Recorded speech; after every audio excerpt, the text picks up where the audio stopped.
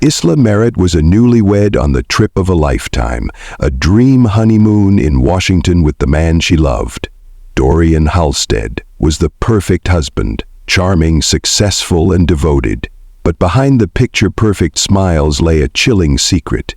Just days into their honeymoon, Isla vanished without a trace, and the man who vowed to love and protect her became the prime suspect in her murder. As investigators uncovered dark financial secrets, staged evidence, and a horrifying betrayal, one question remained.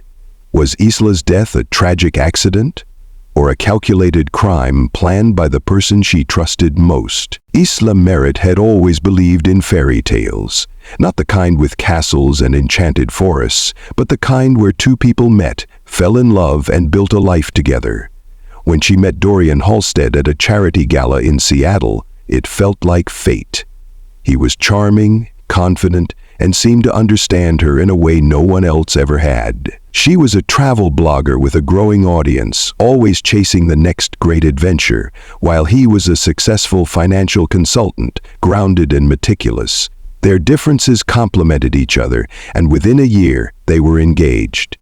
The wedding was picture-perfect, held in a vineyard overlooking rolling hills. Friends and family gathered to celebrate the union of two people who seemed destined for each other.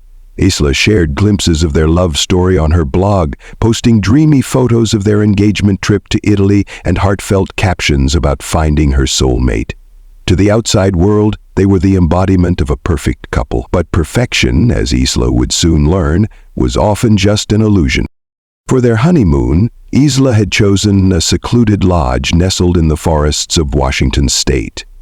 It was a place she had dreamed of visiting, a retreat surrounded by towering evergreens and misty mountain views. Dorian had hesitated at first, suggesting something more conventional, perhaps a luxury resort in the Caribbean.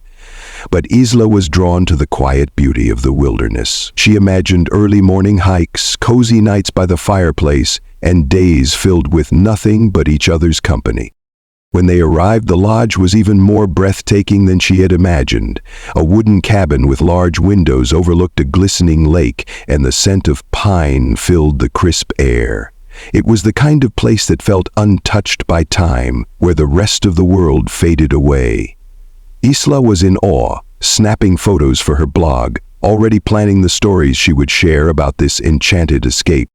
The first 2 days were everything she had hoped for. They hiked along scenic trails, watched the sunrise over the water, and indulged in lavish meals prepared by the lodge's private chef. But beneath the surface, something felt off. Dorian seemed distant, preoccupied in a way that was unlike him. His usual attentiveness had been replaced by moments of detachment, long silences, distracted glances, and attention that Isla couldn't quite place. She dismissed it as exhaustion from the wedding or stress from work. Dorian had always been a man who liked control, and perhaps the slower pace of the honeymoon was unsettling for him.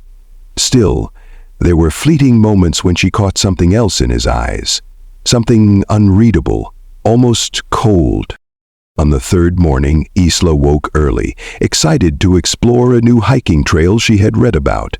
Dorian was still asleep, so she quietly got ready, planning to return before breakfast.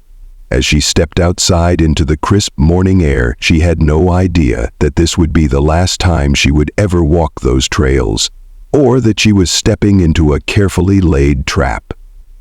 The morning air was crisp, carrying the scent of damp earth and pine as Isla made her way along the narrow forest trail. The sky was a muted gray, the sun hidden behind thick clouds, casting a dim, eerie glow over the landscape. The silence was almost absolute, broken only by the occasional rustling of leaves or the distant call of a bird. It was exactly the kind of solitude she loved, the feeling of being alone with nature, surrounded by nothing but the vastness of the wilderness. As she moved deeper into the woods, she paused now and then to take photos, capturing the towering trees and the way the mist clung to the branches. She had read that this particular trail led to a stunning overlook, a place where the land seemed to stretch on forever. She quickened her pace, eager to see it for herself. Back at the lodge, the morning passed in quiet unease. The staff moved about their daily tasks, preparing breakfast for the guests, unaware that something was terribly wrong. It wasn't until mid-morning that Dorian appeared at the front desk, his face pale, his movements tense. He told them that Isla had gone for a hike at dawn and hadn't come back. He tried to keep his voice steady, but there was an urgency in his tone, a thinly veiled panic. The staff reassured him that hikers sometimes lost track of time, especially in a place as beautiful as this, but as the minutes stretched into hours, that reassurance faded. The lodge manager called the local search and rescue team, and soon, a small group of volunteers began scouring the area. Word spread quickly. Other guests overheard and joined the search, their faces etched with concern. The forest, once peaceful, now felt ominous. The tall trees cast long shadows, and every snap of a twig or distant sound made the searchers pause, hoping to hear a call for help. But there was nothing. As the hours passed, the search intensified. Drones were deployed, trained dogs sniffed the air, and rangers scouted the rugged terrain. Footprints matching Isla's hiking boots were found along the trail leading toward the overlook, but they stopped abruptly near a steep drop-off. There were no signs of a struggle, no blood, no torn clothing, just an empty space where the path ended and a sheer cliffside began. By nightfall, reality was setting in.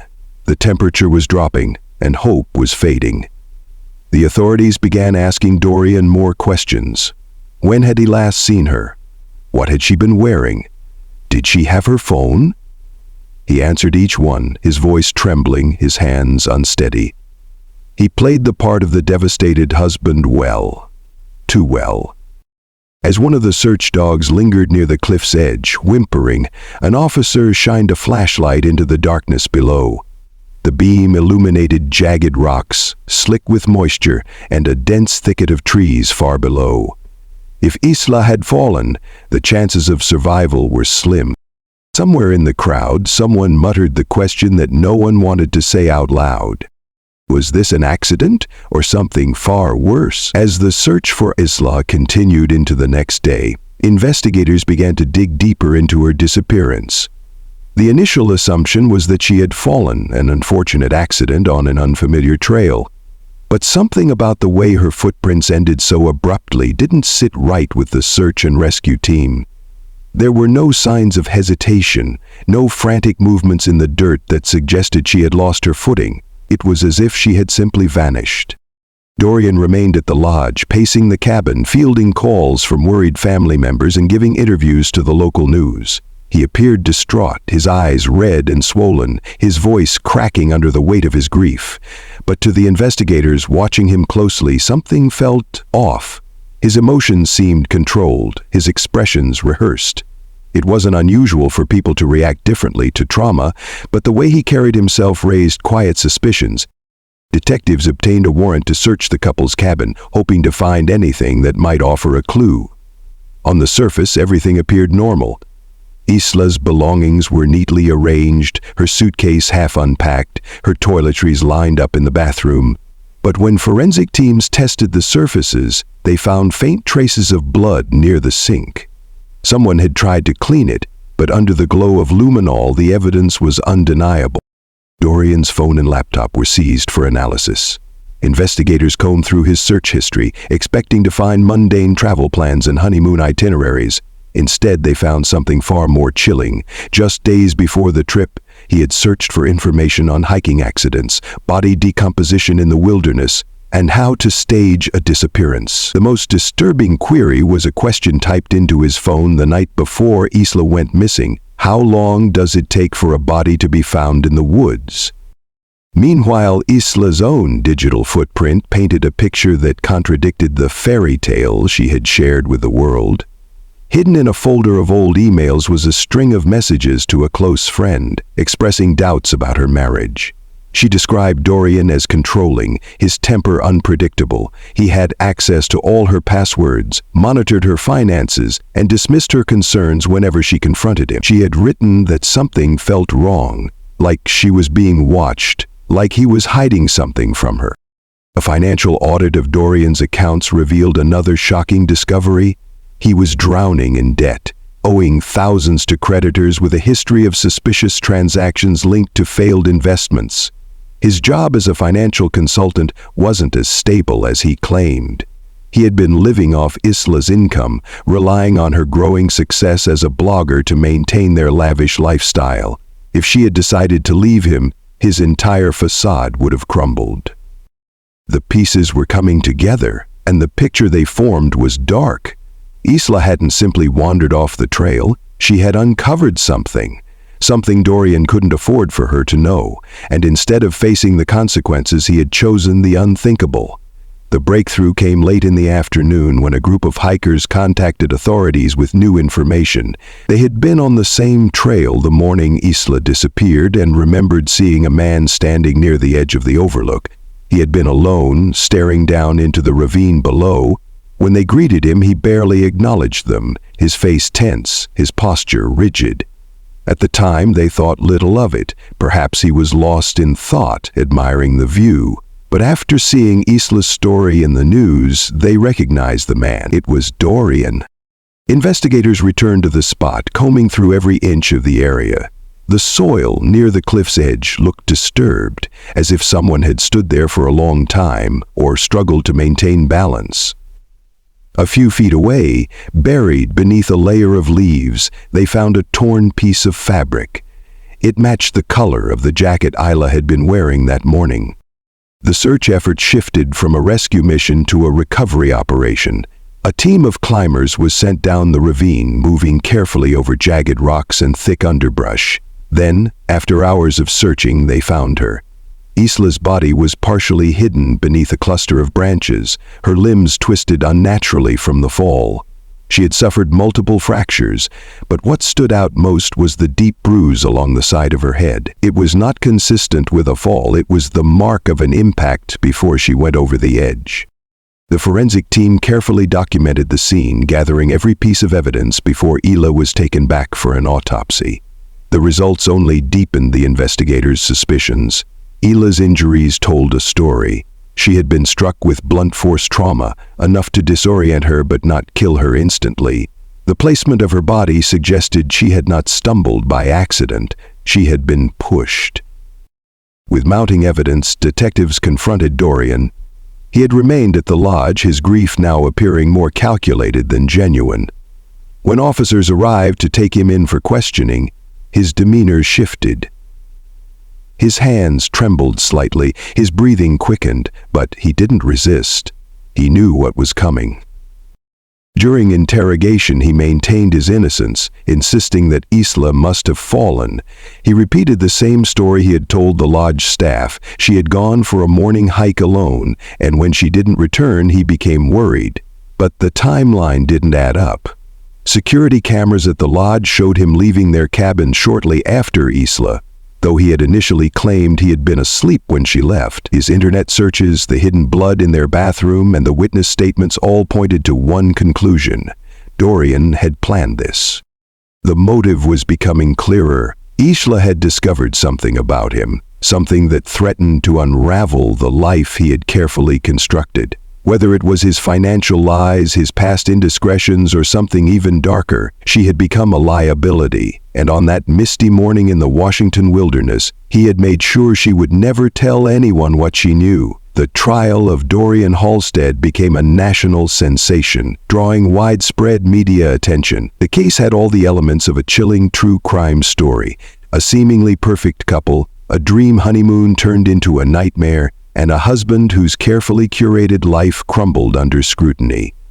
Isla's friends and family sat in the courtroom, their faces hardened with grief, while reporters documented every detail of the proceedings. Prosecutors wasted no time presenting the overwhelming evidence. Isla's emails detailing her growing fears about Dorian painted a clear picture of a woman who had begun to see the cracks in her husband's perfect facade. The financial records showed a man drowning in debt, desperate to maintain his lavish lifestyle. Witnesses testified about his odd behavior in the hours following Isla's disappearance, his emotions controlled and seemingly rehearsed. The hikers who had seen him near the cliff described his distant, unreadable expression, like someone standing at the edge of a terrible secret. The most damning evidence came from forensic experts. The injury to Isla's head was not from the fall, but from a deliberate blow, an attack meant to incapacitate her. The position of her body, found far from where she would have naturally landed if she had slipped, further proved that she had been pushed. Her blood in the cabin's bathroom suggested she had been injured before ever stepping foot on that trail. Dorian's defense team argued that there was no direct proof of murder, only circumstantial evidence. They claimed Isla could have fallen after becoming disoriented from a minor injury, that Dorian's internet searches were unrelated, and that his emotional state after her disappearance was simply his way of coping. But the prosecution dismantled every argument. His search history, which included how to stage an accident in the wilderness, was too specific to ignore. His alibi had holes. His behavior was inconsistent with that of a grieving husband. The jury deliberated for less than 2 hours. When they returned with their verdict, the courtroom was silent, tension thick in the air. Guilty. First-degree murder. Dorian barely reacted, his expression blank as the weight of his sentence settled on him. Life in prison, no chance of parole. As he was led away in handcuffs, the illusion he had crafted for so long was gone. The confident, charming man who had once convinced the world he was a devoted husband had been unmasked as a manipulative killer. In the aftermath, Isla's family turned their pain into purpose. They created a foundation in her name to support victims of domestic violence and financial fraud, ensuring that her story would not be forgotten. Her blog, once filled with tales of adventure, now served as a reminder of the dangers that sometimes lurked behind perfect facades. The lodge where she had spent her final days remained unchanged, the forest standing as silent witness to what had happened. But for those who knew the truth, that place would never be the same again. In the years that followed, Isla's story became a cautionary tale, a reminder that darkness often hides in plain sight. True crime enthusiasts dissected the details of the case, podcasts and documentaries revisited the evidence, and social media users debated how a seemingly perfect marriage could lead to such a brutal end. But for those who truly knew Isla, she was more than just another name in a tragic story. She was a vibrant, adventurous soul whose life was stolen far too soon. Her family found solace in the foundation they had created in her memory, using her story to help others recognize warning signs in toxic relationships. Isla's blog, once a space for travel and joy, remained active, managed by her closest friends, who preserved her work, ensuring that her voice was not lost to tragedy. They added a final post, a tribute to the life she lived, not the way it ended. Dorian, once a man who thrived on control, now lived in a world where he had none. His days were spent in the confines of a prison cell, his future reduced to endless repetition. No more luxury trips, no more carefully maintained image, just the weight of his choices pressing down on him. In the end, his attempt to erase Isla had only immortalized her, turning her into a symbol of resilience rather than a forgotten victim. The lodge in Washington remained as it always had, the forest reclaiming itself, indifferent to the tragedy that had unfolded there. The wind still rustled through the trees, the lake still mirrored the sky, and hikers still wandered the trails, some pausing at the overlook, unaware of the life that had been stolen there, forever etched into the land's silent memory.